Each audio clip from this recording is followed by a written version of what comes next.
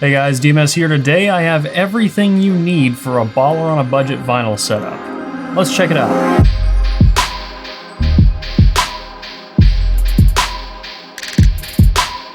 Alright, so there's a lot of points to cover here. This is a setup for headphones, but you could change out a few things I'll talk about that would make this setup perfectly viable for speakers. This isn't the best setup on the planet by any means, but it is a setup that will get you where you're trying to go without breaking the bank. Let's start from the ground up. I'm gonna put my headphones on and let's talk about this turntable first. This is a Fluence RT80 with a Nagauka MP110 cartridge. Now, the turntable itself is around $169, I believe. The cartridge itself is closer to $180. Now, the cartridge is optional.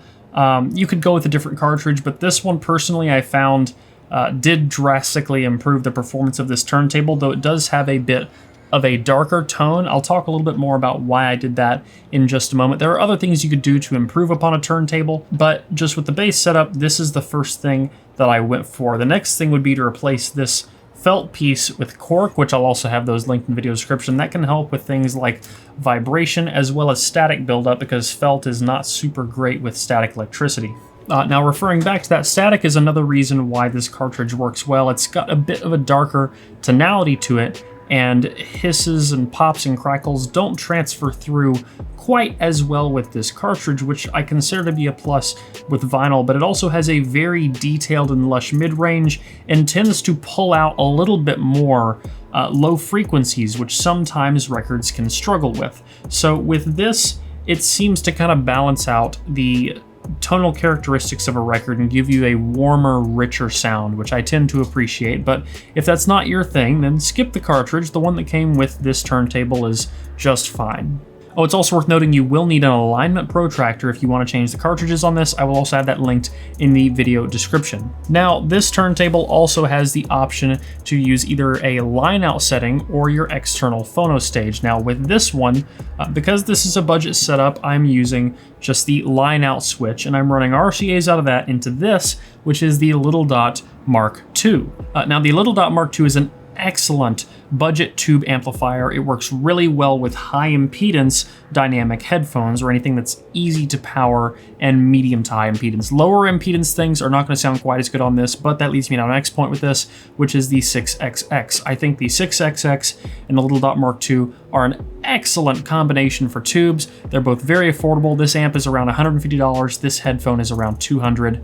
Granted, you can use anything you want with these as far as headphone amps or headphones are concerned, but for just an overall crazy rounded out package, I think the 6XX matches the tone characteristic we're going for in this entire system.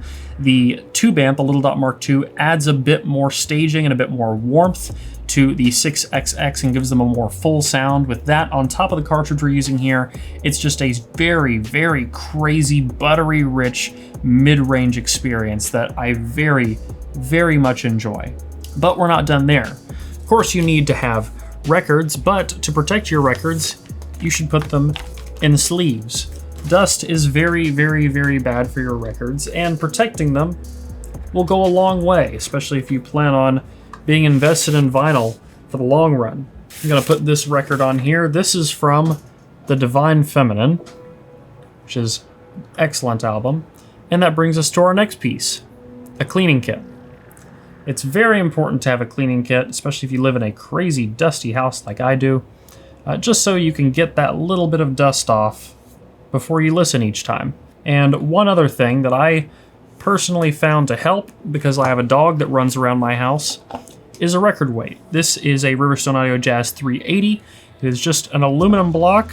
It's not going to give you an increase in sonic performance, so to speak, but what it will do is it will help with vibrations that are going to cause this to jump around. Not quite as much as having an isolating table to put them on, but it does help just a little bit more on top. That way now when my dog is prancing through the living room, I don't hear her footsteps as a bass echo through my record. So I'm going to cue up the second track on this.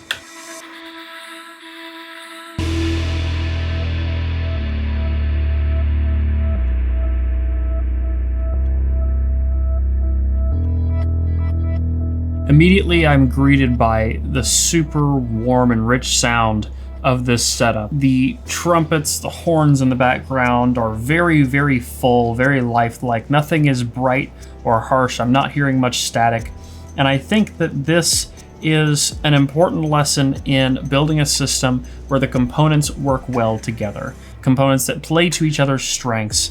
And it also shows that doesn't have to be very expensive. You don't have to spend a ton of money to get a well-rounded setup. Now, this isn't the cheapest thing on the planet. There are options that will save you a few bucks here and there, but generally speaking, I think it's worth a few extra dollars here and there to get components that play to each other's strengths. Now, if you wanted to use this with speakers, you could use a receiver instead of this little amp here, or you could use a power amp and use the Little Dot Mark II as a tube preamp, which I do definitely recommend doing, because then you can always use it with headphones if you want, and then simply use the volume knob to control your speakers as well and still get that rich tube characteristic that this adds to the entire system. Now, this also does have a see-through plastic cover on top. I took it off for the video, that way you guys could look at it, realize how dusty it is in here. I can never seem to keep the dust in this place under control, which is also, once again, why it's good to have a cleaning kit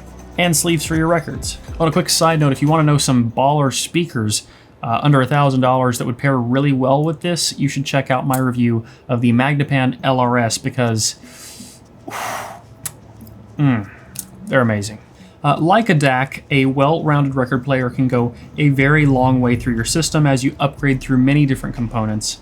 And if you're really making a push to get into vinyl and you're an audiophile but you don't want to spend a ton of money, this is the setup that I recommend, which I will, by the way, have all this linked in the video description. If you want to use a different amplifier with this, by the way, because you're using, say, a planar headphone or something like that, the JDS Labs EL2 amp is an excellent choice for solid state.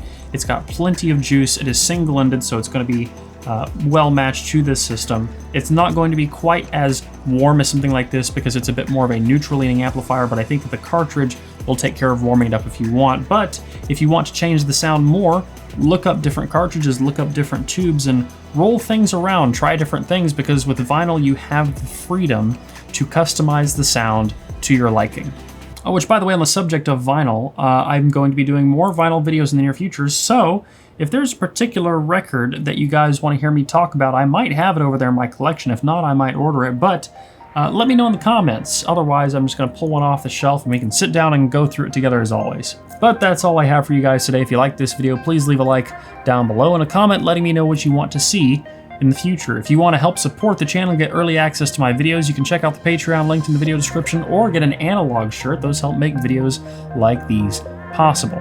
If you want to get active in the community, you can at forum.hifiguides.com. And as always, don't forget to stick around and subscribe for more videos like this in the future. Until the next one, guys. Peace.